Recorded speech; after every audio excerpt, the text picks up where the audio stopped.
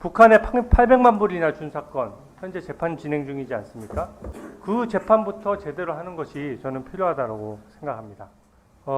이재명 대표 입장에서도 사건이 조작돼서 무죄를 확신하고 있는 상황이라고 하니까 생중계를 피할 이유가 없다라고 생각합니다.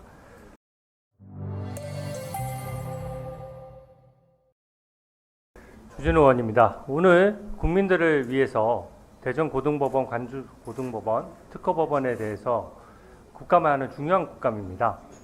근데 지금 서울중앙지검 사건을 지금 이 자리에서 언급한다는 것 자체가 어떻게 보면 민주당이 김건희 여사 사건에 대해서는 이미 답을 정해놓고 시시비비를 가릴 생각 없이 공격만 하고 있다는 것을 반증하는 것이라고 생각합니다. 여기 계신 어느 위원님들도 수사 기록을 직접 보신 분이 없고 사안에 대해서 정확히 아는 분이 없습니다. 저를 포함해서요. 판결문에 이름이 언급된 횟수가 많다라고 하면 유죄가 추정되는 것입니까? 결코 그렇지 않습니다. 저도 오늘 내려오면서 그 발표문을 봤습니다. 지금까지는 알려지지 않았던 내용들이 구체적으로 나와 있습니다. 근데 그 내용들을 세 가지로 요약하면 일단 재판 관여자들이 모두 전원 김건희 여사가 이것에 관여되지 않았다라고 명백히 증언하고 있고 그 부분이 발표문에 담겨 있습니다. 오히려 속았다는 취지로 진술하고 있다는 것이죠.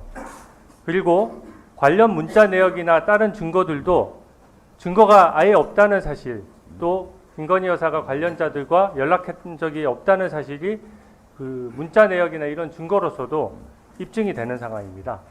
그리고 민주당 위원님들께서 계속 주장해 왔던 전주라고 하는 그 손모 씨가 유죄난 것과 이 김건희 여사 사건은 완전히 사안이 다르다는 점을 표로까지 정리해서 발표를 했습니다. 그래서 이거는 서울중앙지검 국감에서 그 당부를 따지면 될 문제지 여기서 언급할 문제는 아니고요. 이런 식으로 의사진행 발언한다 그러면 저도 한 말씀 드리고 싶습니다. 지금 안보가 매우 위중한데 북한에 800만 불이나 준 사건 현재 재판 진행 중이지 않습니까? 대북 송금을 하고 쌍방울이라는 민간회사가 그 돈을 달러를 만들어서 북한에까지 대납했습니다. 그 재판이 제대로 되는 것이 더 중요하지 않습니까? 그게 더 국익에 부합하는 일이라고 저는 생각합니다. 저번에 청문회에서 이하영 부지사가 출석을 했었죠. 이하영 부지사는 분명히 검찰에서 이재명 대표가 직접 그 사실을 보고받고 북한에 800만 불이 대납되는 사실을 알고 승인했다라고까지 진술을 한 사람입니다. 근데 나와서 검찰에서 짜장면이나 연어 같은 걸로 회유를 받아서 10년 이상 중형 선고가 예상되는 이재명 대표를 모함했다라고까지 주장을 했습니다. 그런 불합리한 주장이 어디 있습니까? 그 재판부터 제대로 하는 것이 저는 필요하다고 생각합니다. 대전고등법원장님. 예. 대법원 규칙상 1심도 예외적인 경우에 국민의 알 거리를 위해서 생중계를 허용하는 규정이 있는데 알고 계시죠? 예, 뭐 있는 것으로 알고 있습니다. 저는 11월에 이재명 대표에 대한 위증교사 사건 또 공직선거법 위반 선고를 공개하자는 주장을 하고 있습니다. 이유는 세 가지입니다.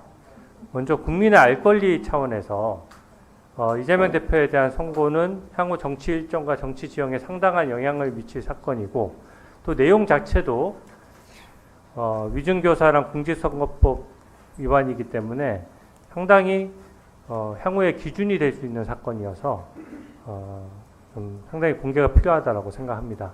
또 정치인은 공인이기 때문에 일반 국민 대비로 공개 범위가 넓어질 수밖에 없습니다.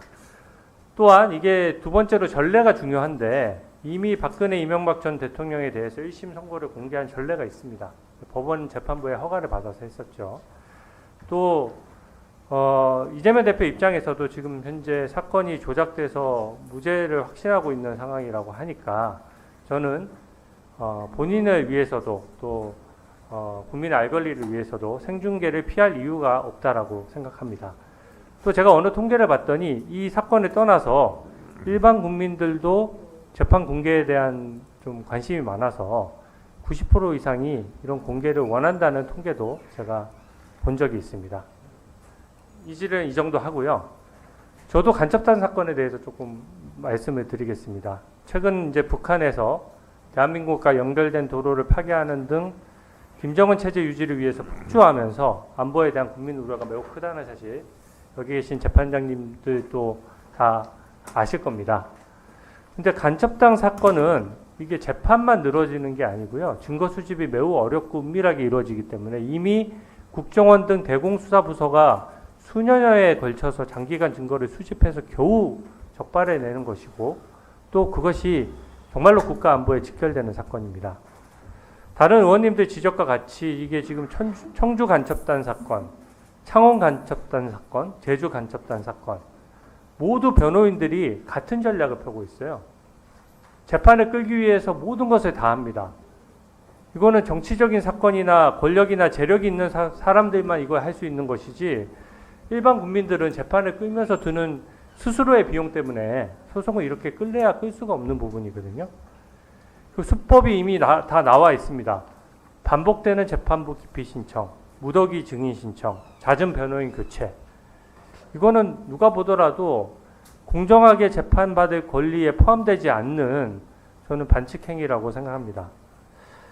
이거는 뭐 법원 우리 사법부를 우습게 하는 건 물론이고 재판부의 독립성은 보장돼야 되지만 이 문제의식만큼은 저는 법원에서 재판장들께서 공유하는 것이 필요하고 관련 규정을 좀 손보는 것이 필요하다고 생각합니다.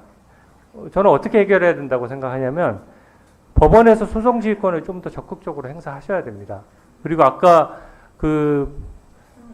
고등법원장님께서 지적하셨다시피 재판부 기피 신청을 했을 때 최대한 빨리 옆에 재판부에서 판단을 했어요. 그리고 대법원에서도 다른 재판 대비를 신속히 한 건 알겠는데 그게 이미 대법원까지 갔다 오는데 2개월, 3개월이 걸려버려요. 그러면 변호인 입장에서 재판을 끌 수밖에 없는 동인이 생기는 겁니다. 재판을 끌려고 이상하게 변론 활동을 하는 것이 응징을 받거나 혹은 그게 재판을 끄는데 오히려 방해가 돼야 되는데 그게 효능감이 있는 거예요. 3개월, 4개월 쉽게 한 수를 두면 좀 무리해서 한 수 두면 3, 4개월씩 재판이 늘어지는 것이거든요.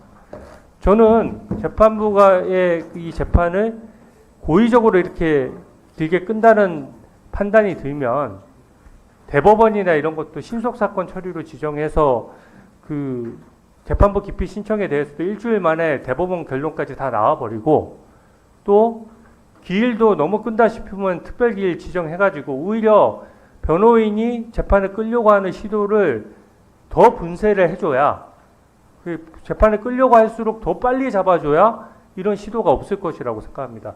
이런 거 없으면은 지금 현재 재판 체제로 당사자의 권리를 그냥 무작정 보장하다가는 모든 사건이 이렇게 될 것이고 이거는 안보와 직결될 수 있는 문제이기 때문에 한번 법원 자체로 한번 검토해 주시기를 당부드립니다.